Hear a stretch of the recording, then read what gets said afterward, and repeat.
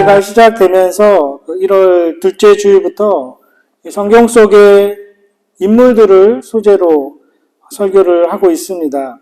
그래서 구약에 나오는 인물 한 주, 신약에 나오는 인물 한 주, 매주 번갈아 가면서 말씀을 나누고 있습니다. 지난주에 열왕기 하, 역대기 하에 나오는 그 두 사람, 요아스 왕과 제사장 여호야다의 삶을 통해서 그들의 삶에 나타난, 그리고 여호야다의 이름에 배어 있는 하나님의 신실하심을 우리가 함께 나누었습니다. 오늘은 신약 사도행전에 나오는 이 두 사람의 이야기를 같이 나누고 싶습니다. 또 그들을 통해서 하나님이 어떻게 그분의 일을 이끌어 가시는지 우리가 묵상하기를 원합니다. 그 두 사람이 스데반과 빌립입니다. 이 빌립은 12제자 중에도 같은 이름이 나옵니다. 하지만 다른 인물이죠. 동명이인입니다. 이 스데반, 빌립 두 사람 다 최초의 교회인 예루살렘 교회의 성도였습니다. 예루살렘 교회는 굉장히 특별했죠. 초대교회, 또 기독교에 시작된 처음 교회이기도 했기 때문에 어떤 기사와 이적, 그런 표적들이 굉장히 많이 나타났습니다. 그리고 엄청난 부흥이 있었죠. 한 번에 하루아침에 3,000명씩 회심하는 그런 일도 있었습니다. 성령께서 특별한 은혜를 부어주신 거죠. 그런데 문제가 없는 것은 아니었습니다.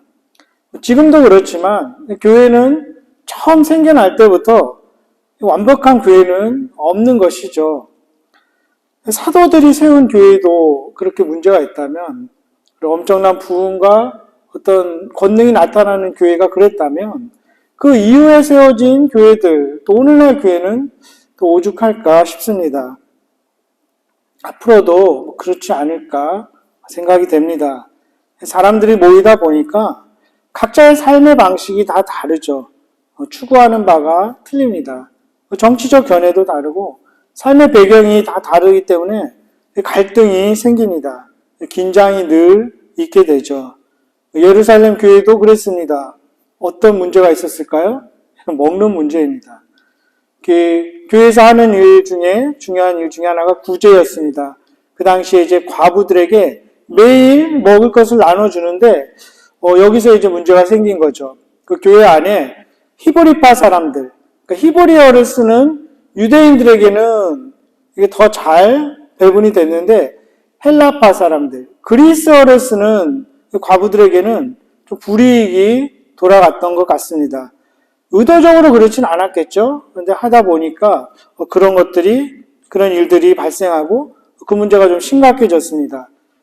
그래서 사도들이 모여서 이거를 좀 더 잘하기 위해서 우리가 하는 것보다 좀 더 지혜 있는 그런 사람들을 세우자 해서 7사람을 세우게 됩니다. 흔히 7집사라고 불리게 되죠. 그런 그 시스템은 그래서 지금도 이어져서 계속 교회 사역에 또 적용되기도 합니다. 7사람을 세우게 되는데 그들 대부분은 이름들을 보면 거의 다 헬라파 사람들이었습니다. 그리스어를 쓰는 그 사람들이었죠. 불이익을 당하는 쪽에 사람들을 선발하게 됐습니다. 그 사람들은 좀 특이한 게 있었습니다. 특별히 스데반과 빌립은 행정일 뿐만 아니라 가르치고 치유하는 일도 병행합니다. 굉장히 폭넓게 사역에 참여하게 되죠. 그리고 이 스데반하고 빌립 두 사람은 큰 능력을 행하는 자들이었습니다. 6장 8절에 보니 스데반이 은혜와 권능이 충만하여 큰 기사와 표적을 민간에 행하니 이렇게 되어 있습니다. 오늘 본문 8장 6절에도 우리가 빌립의 말도 듣고 행하는 표적도 보고 이렇게 되어 있습니다.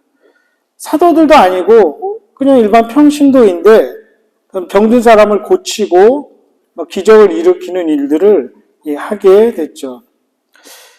안수 받은 후에 그렇게 된 것인지 아니면 안수 받기 전부터 그랬는지 알 수는 없지만 안수 받은 후에 그렇게 되지 않았을까 싶습니다. 그 당시 세례를 받고 안수를 받는 게 굉장히 특별했기 때문입니다. 지금도 그렇죠. 안수를 받고 부름받은 사람들, 하나님께서 그들을 통해서 새로운 일들, 또 큰 일들을 이루어 가시는 것을 보게 됩니다.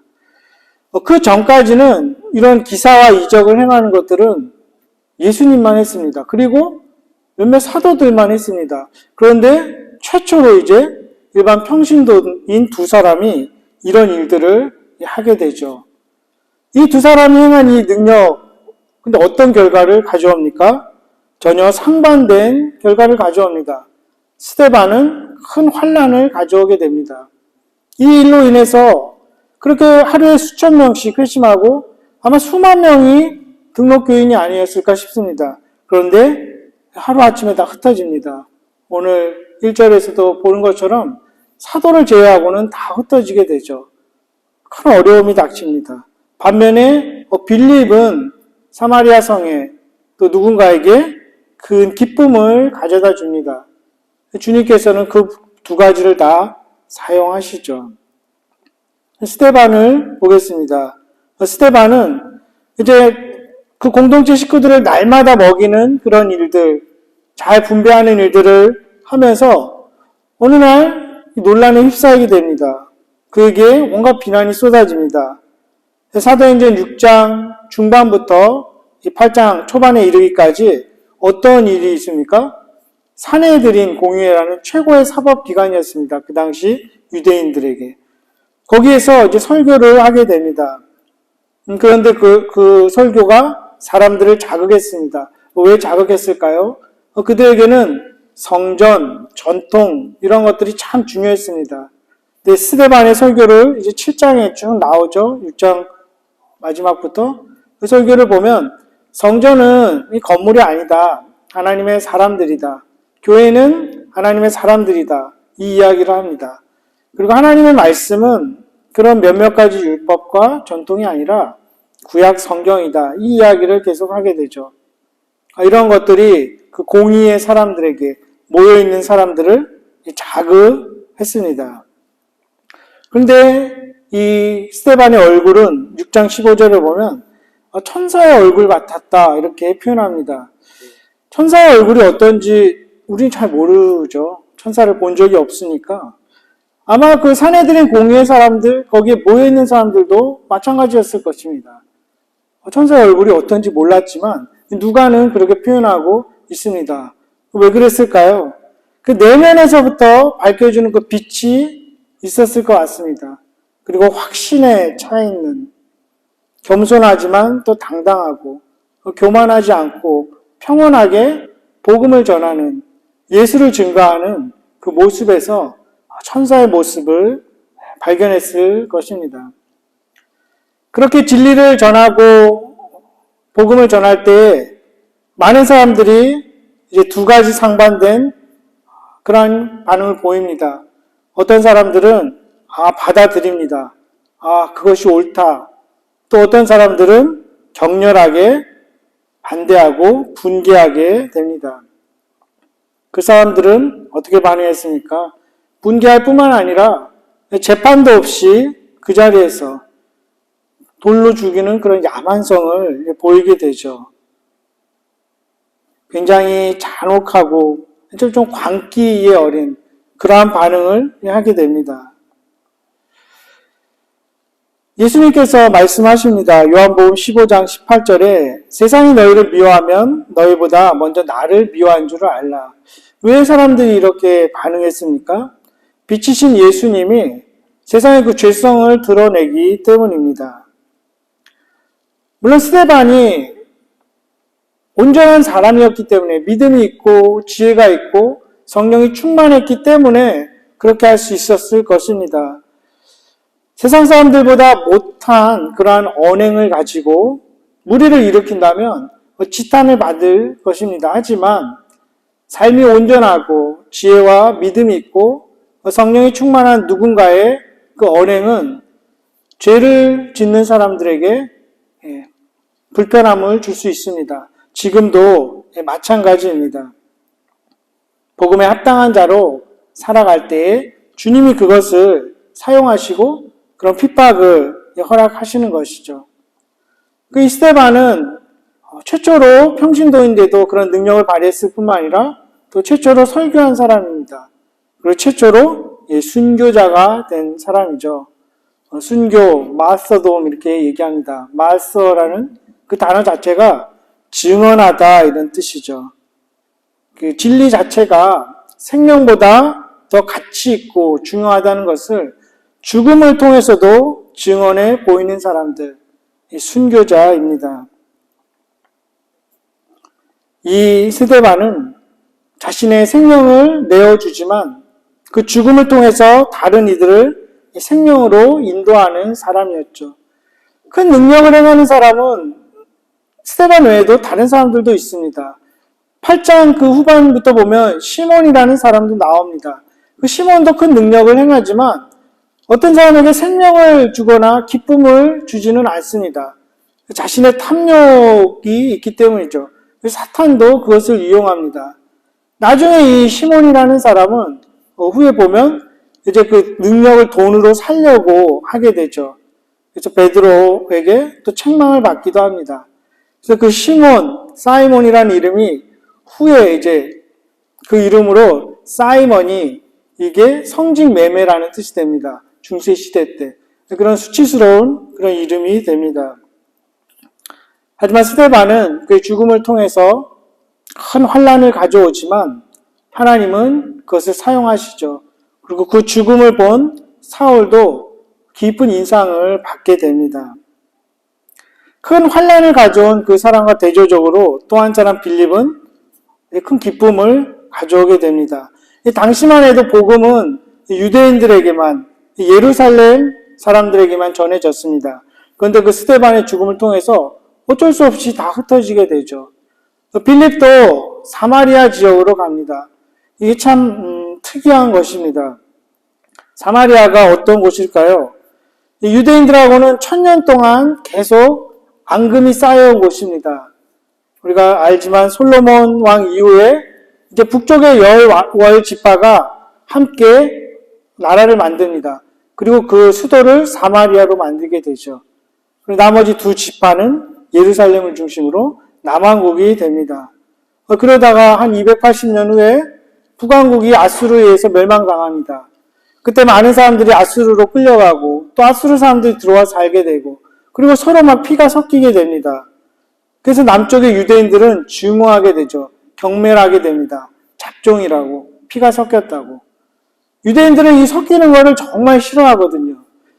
저 토론토에서 한 2년 정도 유대인 밀집 지역에 산 적이 있습니다.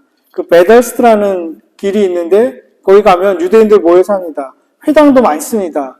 왜 그럴까요? 걸어가야 하니까 차 타고 다니면 일이라고 생각해서 그 길가에 회당도 많고 코셔 음식점도 많고 횟집, 피자집 다 코셔로 되어 있습니다. 근데 그 사람들 중에 긴 이렇게 모자 쓰고 여기 이렇게 꼬불꼬불 머리 내리고 다니는 사람들이 있는데 바리새파 사람들입니다. 지금도 그렇게 사는데 그 사람들은 집에 가면 싱크대도 따로 있습니다. 하여튼 섞는 걸 싫어해서 우유하고 고기 씻고 이런 걸 함께 섞지 않습니다. 그래서 싱크대로 따로 있을 정도죠. 그만큼 오랜 세월 전부터 이 섞인 그 사마리아 사람들을 경멸했습니다. 그래서 주전 6세기에 바벨론에서 돌아온 그 유대 사람들 성전을 다시 지을 때 사마리아 사람들이 도와주겠다고 할 때 거부합니다. 필요 없어. 너희 같은 더러운 그런 사람들은 우리가 도움받지 않아. 계속 밥 먹합니다. 그러다가 주전 1세기에 이제 그 사마리아 사람들은 그리심산이라는 그 성에 그들만의 성전을 짓죠. 그리고 모세 오경을 제외한 모든 구약 성경은 다 거부합니다. 그때부터는 완전히 이제 갈라지게 됩니다. 그런데 그곳에 빌립이 가서 복음을 전하게 됩니다. 예수님 당시에도 사마리아로 가려면 다 돌아갔지 않습니까? 그 땅도 밟지 않으려고. 하지만 예수님은 일부러 통과해서 가시죠. 가시다가 사마리아 여인을 만나고 복음을 전합니다. 빌립은 그것을 알았던 것이죠. 우리 삶의 주인이시고 왕이신 분이 그렇게 먼저 하셨으니 우리 또한 그렇게 하는 것이 마땅하다. 사마리아 성에 가서 복음을 전하고 기적을 행할 때 그 성에 큰 기쁨을 가져오게 됩니다. 그 후에도 다른 멀리 가지 않고 그 근처 가이사랴라는 곳에 살게 됩니다. 사도행전 21장 8절을 보면 그곳에서 네 딸과 함께 사는 그런 기사가 나옵니다. 아마 이 사도행전을 쓴 누가는 그때 빌립의 집에 방문해서 이 이야기를 다 들었을 것 같아요. 그 네 딸이 예언도 하고 이런 이야기들이 있습니다. 그리고 빌립은 8장 26절 이하에 보면 이제 그 개인에게도 복음을 전합니다. 어떤 사람입니까? 에디오피아 사람 네시에게 복음을 전하죠. 네시는 어떤 사람이죠? 국가의 고위 관리인데 거세당한 사람이죠. 남자 구실을 못하는 그런 사람입니다. 그런 사람은 여호와의 총회에 들어오지 못한다. 이렇게 법으로 되어 있습니다. 보통 이방인들은 유대인이 될 수 있지만 그런 사람은 유대인이 될 수 없는 것입니다. 그런데도 어떤 연유에서인지 그런 이야기를 듣고 유대교에 대해서 심취했던 것 같아요. 그러니 예루살렘으로까지 예배하러 오게 됩니다. 근데 마침 그때 성령에 이끌려서 빌립을 만나게 됩니다. 우리도 살아가면서 그런 일들을 경험하지 않습니까? 왠지 어디 거기 꼭 가야만 할 것 같은 그런 느낌. 누군가 꼭 만나야 될 것 같은 그런 생각들. 정말 그러다가 그것이 인연이 돼서 하나님은 그것을 통해서 일을 하십니다. 여기 함께 앉아있는 우리도 그런 것 같아요. 불과 한 2, 3년 전만 해도 서로 참 모르는 사람들이었는데 어느 날 어떤 일로 만나게 되고 또 이야기를 하다 보니 함께 모여서 이렇게 공동체를 세우게 됩니다. 빌립도 성령에 이끌려서 그 네시를 만납니다. 그리고 그 이사야 53장에 마침 읽고 있는 그 이사야 53장의 뜻을 전해주죠. 어떻게 되어 있습니까? 8장 38절 39절 이 구절은 함께 읽겠습니다. 시작.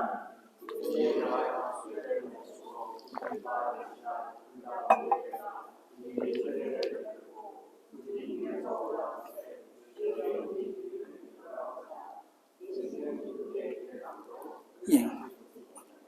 사마리아 성에 큰 기쁨을 가져다 준 빌립은 이 작고 어찌 보면 참 천한 유대인이 될 수 없고 유대교에 입교할 수 없는 정말 피부까만 이방인 네시를 기쁘게 보내게 됩니다.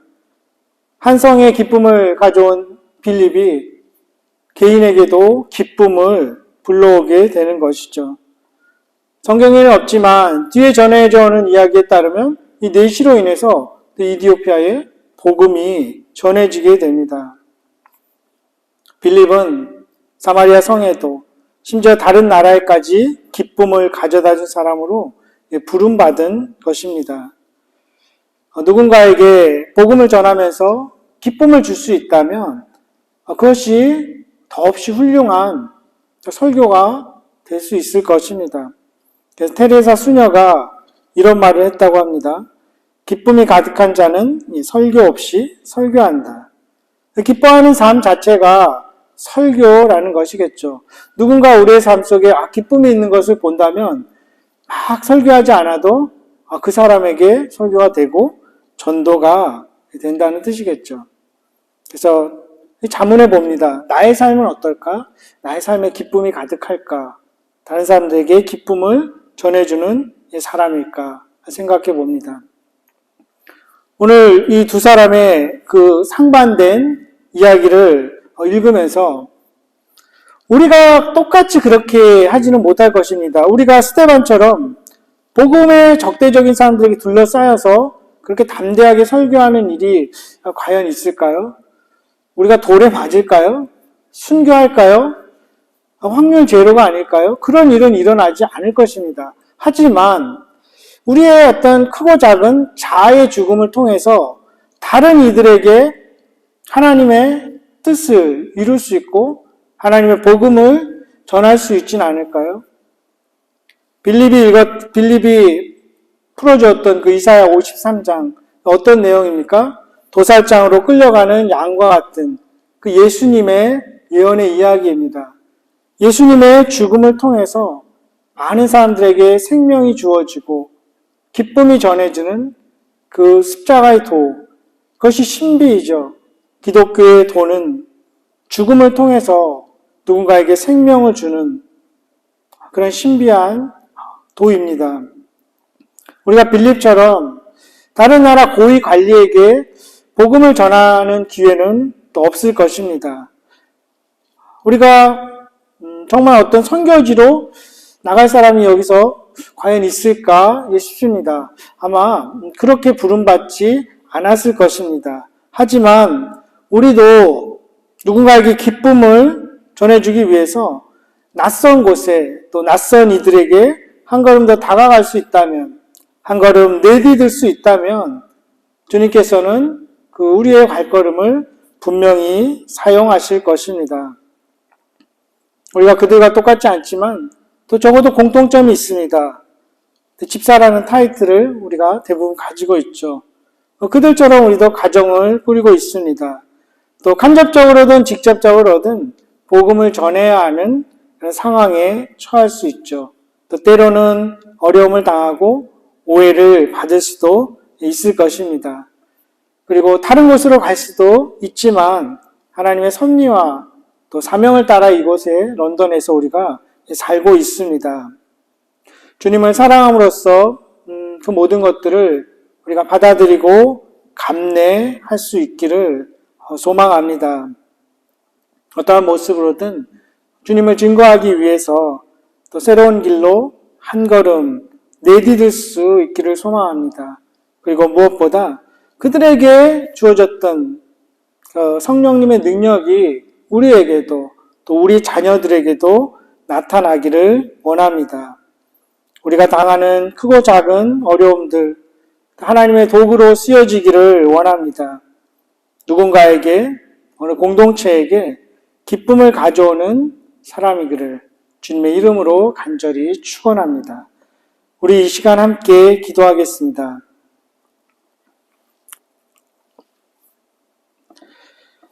그들에게 주신 그 능력, 또 우리 안에서도 성령께서 역사해 주시기를 기도하십시다. 한 사람은 큰 환난을 가져왔고 한 사람은 큰 기쁨을 가져왔습니다. 이 모든 일을 통해서 당신의 뜻을 이루어 가시는 그 주님이 우리 삶의 크고 작은 어려움을 통해서도 주님의 뜻을 이루어 가시고 또 우리가 크고 작은 기쁨을 누군가에게 전하여 주고 또 불러일으킬 수 있는 그러한 삶을 살아가도록 우리 자녀들이 지혜와 믿음이 또 성령이 충만한 자로 살아갈 수 있도록 이 시간 함께 기도하겠습니다.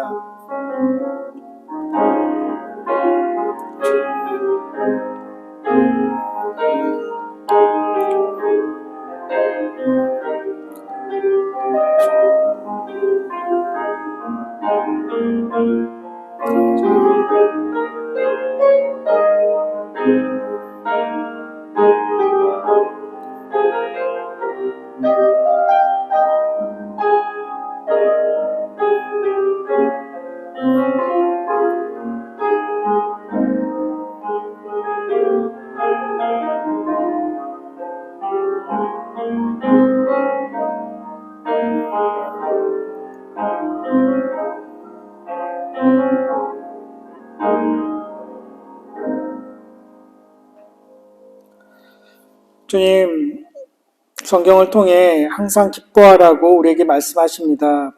우리가 모여 예배할 때 기쁨이 있게 하여 주시옵소서. 우리가 함께 성경을 통독할 때 기쁨이 있게 하여 주시옵소서. 함께 책을 읽고 생각과 삶을 나눌 때 우리가 함께하는 모든 일들 가운데 기쁨이 있게 하시기를 원합니다.